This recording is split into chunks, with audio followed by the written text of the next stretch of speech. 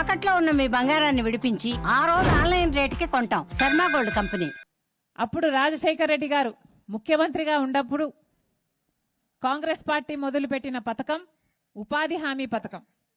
అంటే ఏ పేదవాడైనా సరే పని కావాలి అని వాళ్ళ గ్రామ పెద్దలకు వెళ్ళి పని అడిగితే 15 రోజుల లోపల అలా పని ఇవ్వాలి. అలా 100 రోజులు ఇవ్వాలి.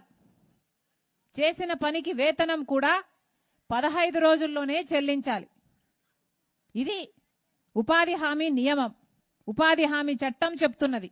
దేశ విదేశాల నుంచి ఎంతో మంది యూనివర్సిటీల నుంచి వచ్చి రీసెర్చ్లు చేసి మరీ పేపర్లు రాశారు ఈ ఉపాధి హామీ పథకం మీద. అంత అద్భుతంగా జరిగింది ఉపాధి హామీ.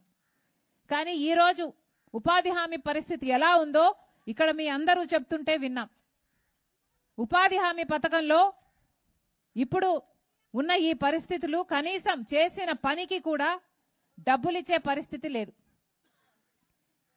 కనీసం చేసిన పనికి కూడా నెల రోజులైనా 2 నెలలైనా వేతనాలు రావటం లేదు. అంటే ఉపాధి హామీ పథకము ఎంత దిగజారిపోయిందో నేను వేరే మీకు చెప్పాల్సిన పని లేదు, మీ అందరూ చూస్తున్నారు. రాజశేఖర రెడ్డి గారు కాంగ్రెస్ పార్టీ అధికారంలో ఉన్నప్పుడు ఆటో ఛార్జీలు మజ్జిగ కూడా ఇచ్చి ఎంతో అద్భుతంగా ఈ ఉపాధి హామీని అమలు చేస్తే ఇప్పుడు కనీసం పట్టించుకునేవాడు లేడు అని మీరే వాపోయారు. ఇంతటి ఉపాధి హామీ పథకాన్ని, అంత మహత్తరమైన కార్యక్రమాన్ని బీజేపీ పార్టీ నాశనం చేయాలని చూస్తుంది ఈరోజు. ఎందుకంటే ఉపాధి హామీ వల్ల ఖర్చే తప్ప లాభం లేదు ప్రభుత్వానికి. ఉపాధి హామీ అంటే పేద ప్రజలకు ఇచ్చే వేతనాలు ఒక ఖర్చు తప్ప ప్రభుత్వానికి లాభం లేదు. బడా బడా నాయకులు లాభపడ్డమే బీజేపీకి కావాలి. కాబట్టి ఉపాధి హామీని నాశనం చేయాలని చూస్తుంది బీజేపీ పార్టీ.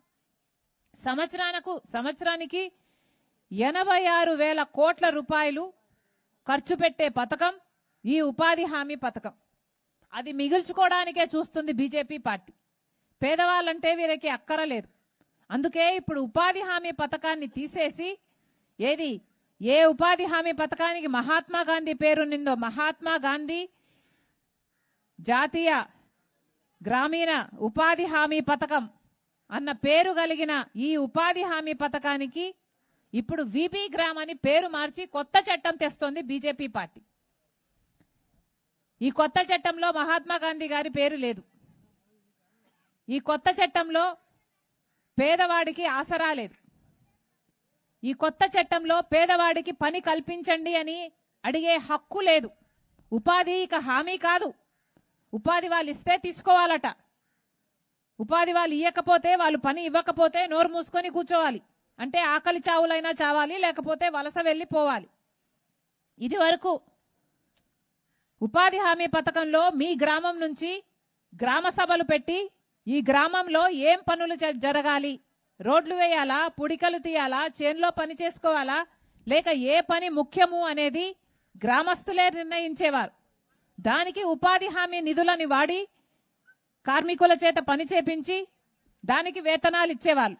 కానీ ఇప్పుడు వచ్చే బీజేపీ కొత్త చట్టం విబి గ్రామ్లో ఇవి ఏవీ ఉండవు.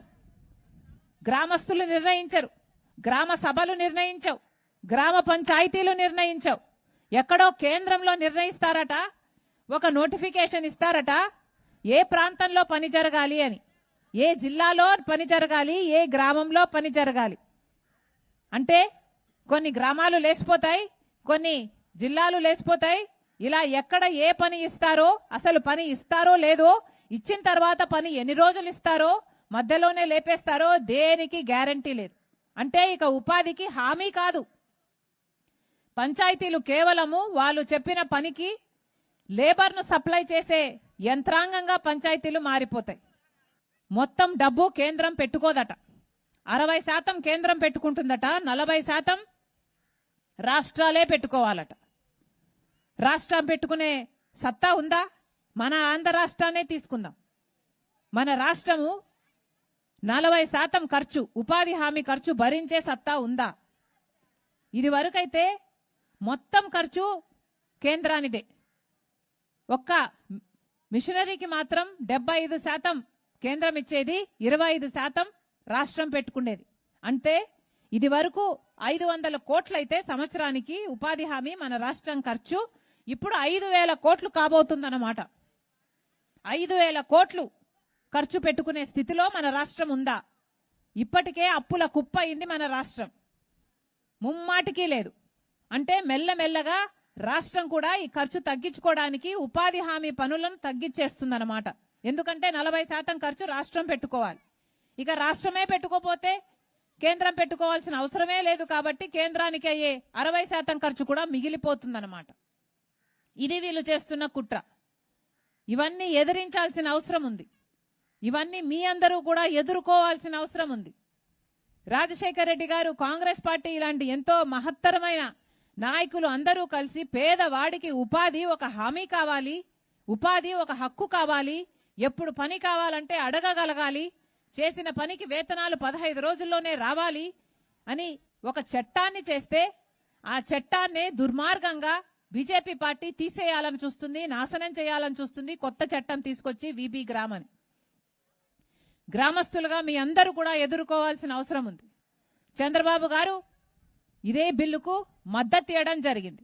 బీజేపీ పార్టీ కొత్త బిల్లును ప్రవేశపెడుతున్నాం, 40% రాష్ట్రమే పెట్టుకోవాలి అని బిల్లు ప్రవేశపెడితే చంద్రబాబు గారు, టీడీపీ ఎంపీలు, జనసేన ఎంపీలు అందరూ కలిసి మద్దతు ఇవ్వడం జరిగింది. కానీ రాజశేఖర్ రెడ్డి గారు ఇంత అద్భుతంగా చూసిన పథకం నాశనం అయిపోతున్నా ఇప్పటి వరకు వైసీపీ జగన్మోహన్ రెడ్డి గారు నోరు కూడా విప్పలేదు. కాంగ్రెస్ పార్టీ ఈ రోజు వరకు కూడా ప్రతి విషయంలో ప్రజల తరపున ఉంది. కాంగ్రెస్ పార్టీ అధికారంలోకి వస్తేనే మన రాష్ట్రానికి ప్రత్యేక హోదా వస్తుంది. బీజేపీ పార్టీ అధికారంలో ఉంది, 11 సంవత్సరాలైంది, మనకు ప్రత్యేక హోదా ఇవ్వలేదు. ఇప్పటికీ రాజధానికి కావాల్సిన నిధులు కాకుండా అప్పులిస్తున్నారు, పోలవరం ఎత్తు తగ్గిస్తున్నారు, ఇప్పుడు ఉపాధి హామీని కూడా పీకేస్తారట.